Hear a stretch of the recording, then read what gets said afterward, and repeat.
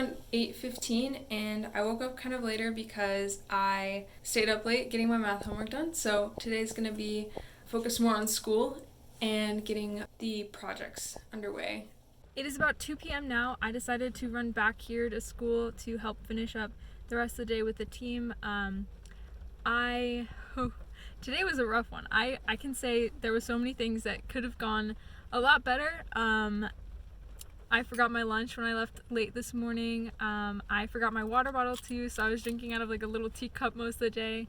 There were just a lot of little things that went wrong, but you know, we're back, we're gonna get it, and I feel a lot more confident that my group is gonna make a good project. So gonna go back and work on my SolidWorks file tonight. Probably not gonna go to small group. We'll see how that goes, but I think I really need to lean into this last part of this project so that I can finish strong and have time to work on other things. So that's where I'm at right now, but I'll check in later. It's about 5:25 right now, and I wanted to summarize some of the stuff we talked about at school, which is the importance of focusing on wisdom, not wealth, and being happy kind of irrelevant or like before you have everything you want. We also, I think comparison is such a really unhelpful thing. It can really hold us back. I was thinking about this today because there's a lot of other groups that are super ahead on their models and super ahead on how their work is, but it's okay to be where you are as long as you're pushing forward and doing the best you can. I also was thinking about perfection today. The word perfect can be split into the two Latin roots of per and fect. Per means to do something like utterly, thoroughly, and then fect means to make or do. And I think it's just kind of interesting to think about the history of that. Like, perfect is kind of to do something thoroughly, to do something well. But we have this like warped view of perfection, which is completely unattainable.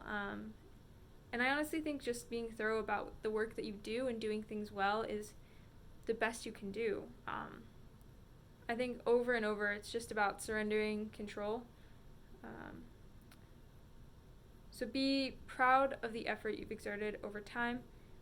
Take your insecurities as a voice to listen to or ignore depending on the timing and circumstance. Be faithful with what you have.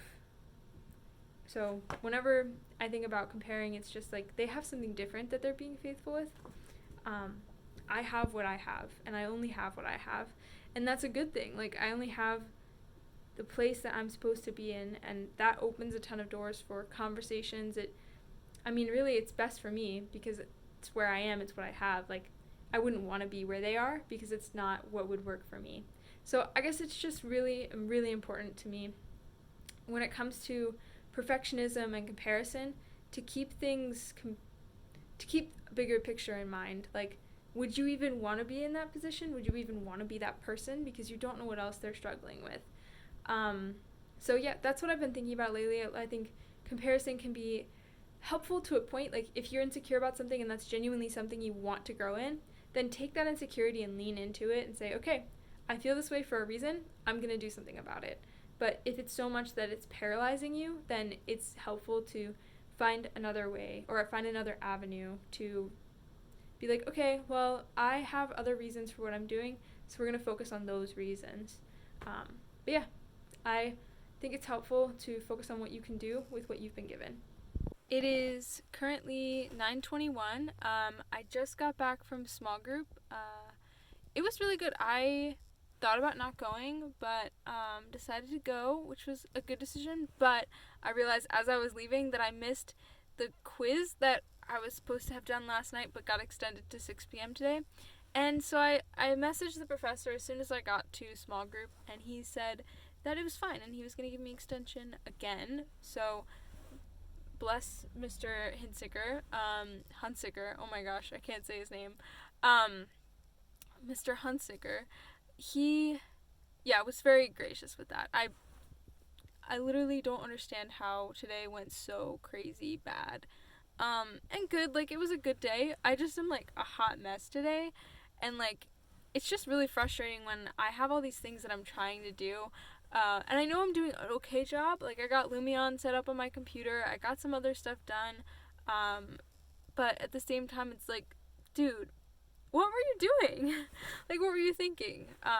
Anyway, another thought I was having was, starting these vlogs was a way for me to kind of cope with being alone in the apartment so much, and I think it's going to be a way for me to cope if I do get a position in Japan. It's going to be a way for me to cope with it there too. But at the same time, I can't let my own perception of myself be any kind of determining factor for how I treat others and how I engage with life, because really, like, if I get caught up in how I look while I'm doing something, for example, videotaping this right now, my hair is kind of a crazy mess, but if I get caught up in how I look while I'm doing something, or if I get caught up in how I'm portraying it, how I'm holding the camera, getting the lighting just right, which it won't be, it's not going to be great. I'm using my car lighting right now because I just got back from small group.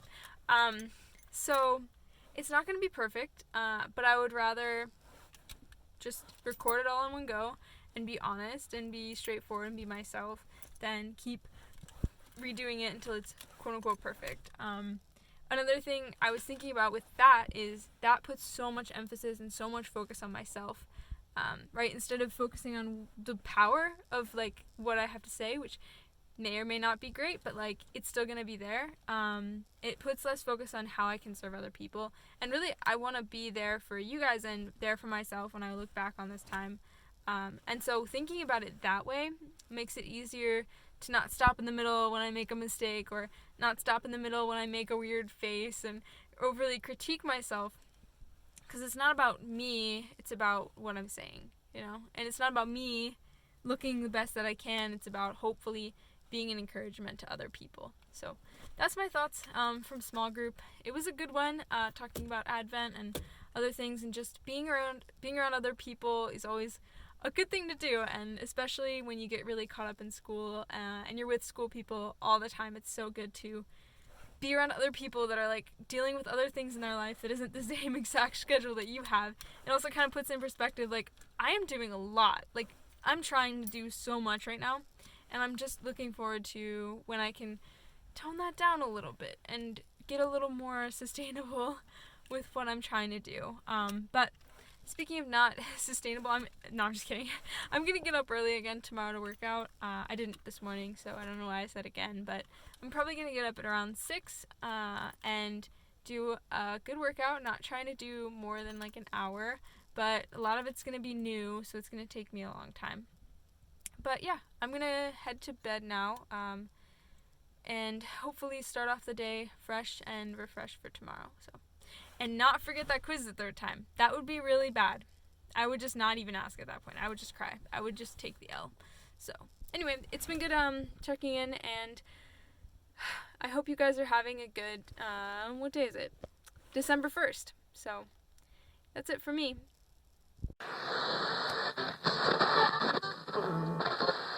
I'm feeling good today. Whoa.